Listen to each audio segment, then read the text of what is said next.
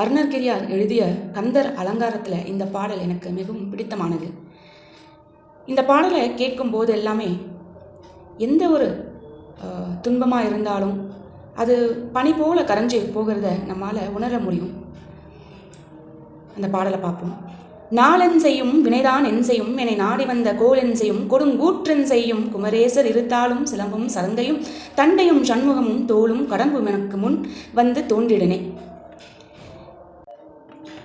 நாளென் செய்யும், நம்ம சொல்கிறோம் இல்லையா, இந்த நாள் வந்து நல்ல நாள், அந்த நாள் வந்து நல்ல நாள் இல்லை, இதில் வந்து எந்த காரியத்தை தொடங்கினாலும் நல்லபடியாக முடியாது, இந்த நாளில் தொடங்கினாதான் நல்லபடியாக முடியும் அப்படின்னு நாட்களில் கூட நம்ம நல்லது கெட்டதுன்னு வேறுபடுத்தி பார்க்கிறோம்.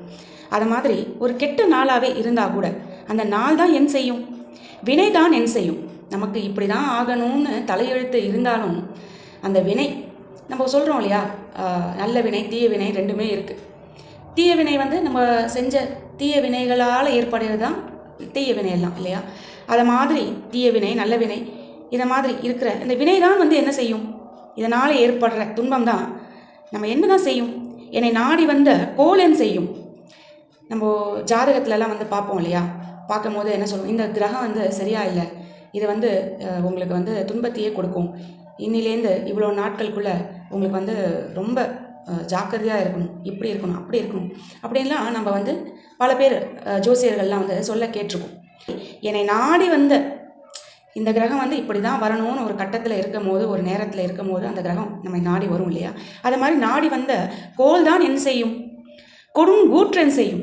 கொடுமையான கூற்று, கூற்று அப்படின்னாக்க நம்ம வந்து விதினும் வச்சுக்கலாம், யமன்னும் வச்சுக்கலாம். கொடுங்கூற்று, கொடுமையான, ரொம்ப கொடுமையான துன்பத்தை தரக்கூடிய, கஷ்டத்தை தரக்கூடிய அந்த கூற்று தான் என்ன செய்யும். குமரேசர் இருத்தாலும், இதை வந்து அப்படியே நீங்கள் நினச்சி பாருங்களேன், அந்த குமரேசருடைய இருத்தாலும் இரண்டு பாதங்களும், அதில் இருக்கிற சிலம்பும் சதங்கையும். முதல்ல சிலம்பு இருக்கான், சிலம்பு நமக்கு தெரியும், கண்ணையோட கையில் வந்து ஒரு ஹார்டாக ஒன்று வச்சிருந்த பொருள் தான் வந்து சிலம்பு இல்லையா. சிலம்பும் சதங்கையும், சதங்கைனாக்க நிறைய முத்துக்களால் ஓசை எழுப்பக்கூடியதாக இருக்கும் அந்த சலங்கை ஒளி. அது மாதிரி சலங்கையும் தண்டையும், தண்டைன்னா அப்படி இருக்கும், ரெண்டு பக்கமும் வந்து ஒரு பால் மாதிரி இருக்கும், வட்டமாக இருக்கும், அது மாதிரி இருக்கும்.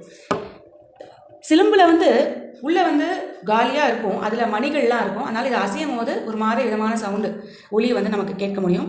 பட் தண்டை அப்படிங்கிறது வந்து உள்ளே ஒன்றும் இருக்காது, அப்படியே க்ளோஸ்டாக இருக்கும், ரெண்டு உருண்டையான ஒரு பாலை வந்து வச்ச மாதிரி இருக்கும் இல்லையா.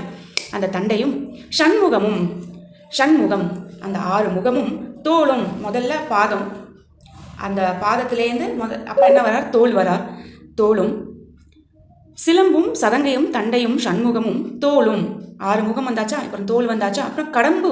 கடம்புங்கிறது முருகனுக்கு ரொம்ப பிடித்தமான ஒரு மலர். அந்த கடம்பும் அதை அணிந்து கொண்டிருக்கிற அந்த தோளும் எனக்கு முன்னே வந்து தோன்றினே. எனக்கு இதெல்லாம் முன்னே வந்து அப்படியே தோன்றுதுப்பா.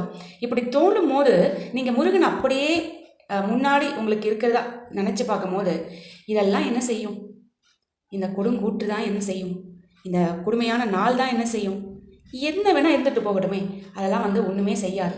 நம்ம வந்து உணரணும், முருகனை வந்து உணரும் போது, அவர்கிட்ட வந்து சரணடையும் போது நமக்கு வந்து நம்ம வந்து எதுவுமே செய்ய முடியாது அப்படின்னு அருணகிரியார் ரொம்ப வலிமையாக சொல்கிறார். நாளென் செய்யும் வினைதான் என் செய்யும், என்னை நாடி வந்த கோல் என் செய்யும், கொடுங்கூற்றன் செய்யும், குமரேசர் இருத்தாலும் சிலம்பும் சதங்கையும் தண்டையும் சண்முகமும் தோளும் கடமும் எனக்கு முன்னே வந்து தோன்றினே. நீங்கள் இதை உங்களோட கஷ்டமான இக்கட்டான நேரத்தில் இந்த பாட்டை கண்ணை மூடி முருகனை அப்படியே தியானிச்சு நீங்கள் சொல்லி பாருங்களேன், எல்லா கஷ்டமும் பஞ்சு போல பறக்கிறத உங்களால் உணர முடியும். வெற்றிவேல் முருகனுக்கு அரஹரோஹரா.